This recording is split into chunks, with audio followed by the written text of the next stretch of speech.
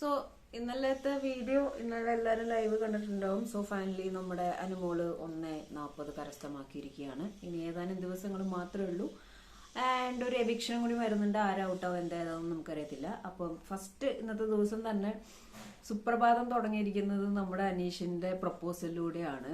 Asianet channel വന്നിട്ട് ഭയങ്കര high ലെവലിലാണ് അത് എഡിറ്റ് ചെയ്ത് വിട്ടിരിക്കുന്നത്.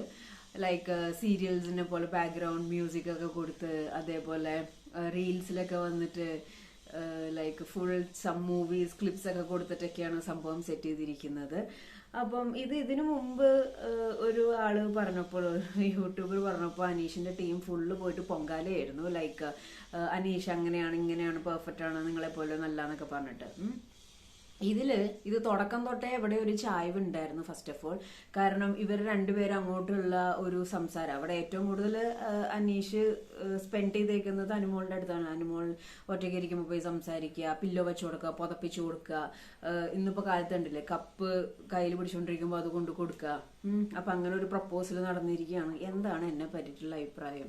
എന്നാ കല്യാണം കഴിച്ചാലോ എന്ന് കേട്ടപ്പോൾ തന്നെ അനുമോളുടെ കിളിയും കിളിക്കൂടും പോയി. ആ കുട്ടി പേടിച്ചു എന്നാണ് സത്യം പറഞ്ഞാൽ എനിക്ക് തോന്നണേ. കാരണം ആ കുട്ടി പറയുകയും ചെയ്തു ബ്രദറായിട്ടാണ് കണ്ടിരിക്കുന്നത് എന്നുള്ളത്. ഇത് ജെനുവിൻ ആണോ അതോ ഗെയിം സ്ട്രാറ്റജി ആണോ? അങ്ങനെ ഒരു ഗെയിം സ്ട്രാറ്റജിക്ക് വേണ്ടിയിട്ട് പ്രപ്പോസ് ചെയ്യുന്ന ഒരാളാണോ എന്തോ ഏതോ അറിയത്തില്ല. പിന്നെ വേറൊരു ഇത് അനുമോള് നോ പറഞ്ഞപ്പോൾ, അതായത് നോ അക്സെപ്റ്റ് ചെയ്യാൻ പറ്റാത്തൊരു വ്യക്തിത്വമാണ് അനീഷിന്. നോ പറയാത്തപ്പോൾ അവിടെ കലിപ്പിട്ട് നടക്കുന്നുണ്ട്. ഇതിനു മുമ്പ് ഒരു സീൻ അതിലെയും അനീഷും നോറയും കൂടി വഴക്കിട്ടപ്പോൾ നിങ്ങൾക്ക് ഓർമ്മയുണ്ടോന്ന് പറഞ്ഞുകൂടാ, ബെഡിന്റെ അവിടെ ഇരുന്നിട്ട് അനീഷ് പറയുന്നുണ്ടായിരുന്നു, പിന്നെ എന്തിനാ എന്നോട് ഐ ലവ് യു പറഞ്ഞേ, പിന്നെ എന്തിനാ എന്നോട് ബ്രദറിന്റെ സ്ഥാനാന്നൊക്കെ പറഞ്ഞെന്നുള്ള ചോദ്യം വന്നു. അപ്പൊ ഇവിടെ ഒരു ഫണ്ണി രീതിയിൽ നമ്മുടെ അനുമോള് ഫ്ലൈങ് കിസ് കൊടുക്കുന്നു, ദേ നോക്കിയേ ഇങ്ങോട്ട് വന്നേന്നുള്ള രീതിയിൽ സംസാരിക്കുന്നു. അങ്ങനെ പല കാര്യങ്ങളും ഫണ്ണി രീതിയിൽ പോയിട്ടുണ്ട്. ആ ഫണ്ണി രീതിയിലുള്ള സംഭവങ്ങളൊക്കെ അനീഷ് നല്ല രീതിയിൽ എൻജോയ് ചെയ്തിട്ടുണ്ട്. മേ ബി ഹി തോട്ട് ഇവര് അനുമോൾക്ക് ഇഷ്ടമാണെന്നുള്ള രീതിയിൽ അങ്ങനെ എന്തെങ്കിലും ചിന്തിച്ചിട്ടുണ്ടാവും. അപ്പൊ എന്തായാലും ഈ ഒരു സീസണിൽ ലവ് ട്രാക്ക് ഇല്ല എന്ന് പറഞ്ഞ സംഭവം, ആ ഒരു സംഭവം കൂടി ഫൈനൽ നടന്നിരിക്കുന്നു. തീരുന്നതിന് കുറച്ച് മുമ്പ് തന്നെ അനീഷ് കയറി പ്രപ്പോസ് ചെയ്തിരിക്കുകയാണ്. അനുമോൾ അത് റിജക്ട് ചെയ്തു. പെങ്ങളെ പോലെയാണ് ആങ്ങളെ പോലെയാണ് കണ്ടേക്കണേന്ന് പറഞ്ഞു. അതിന്റെ കലിപ്പിൽ അങ്ങോട്ടും ഇങ്ങോട്ടും ആള് നടക്കുന്നുണ്ട്. അപ്പൊ നോ അക്സെപ്റ്റ് ചെയ്യാൻ പറ്റുന്നില്ല. ഇതൊരു പക്ഷേ ഓക്കെ എന്റെ ഭാഗം ഞാൻ പറഞ്ഞു, if you are not okay just leave it എന്നുള്ള രീതിയിൽ പറഞ്ഞതിന് കുഴപ്പമില്ലായിരുന്നു. പക്ഷെ ആള് കലിപ്പിട്ട് അങ്ങോട്ടും ഇങ്ങോട്ടും നടക്കുകയാണ്. അതെന്താണ് അപ്പൊ അങ്ങനെ ഒരു സംഭവം? അപ്പൊ ഇത് ഗെയിം സ്ട്രാറ്റജി ആണോ, വോട്ട് മറിയാൻ വേണ്ടിയിട്ടാണോ?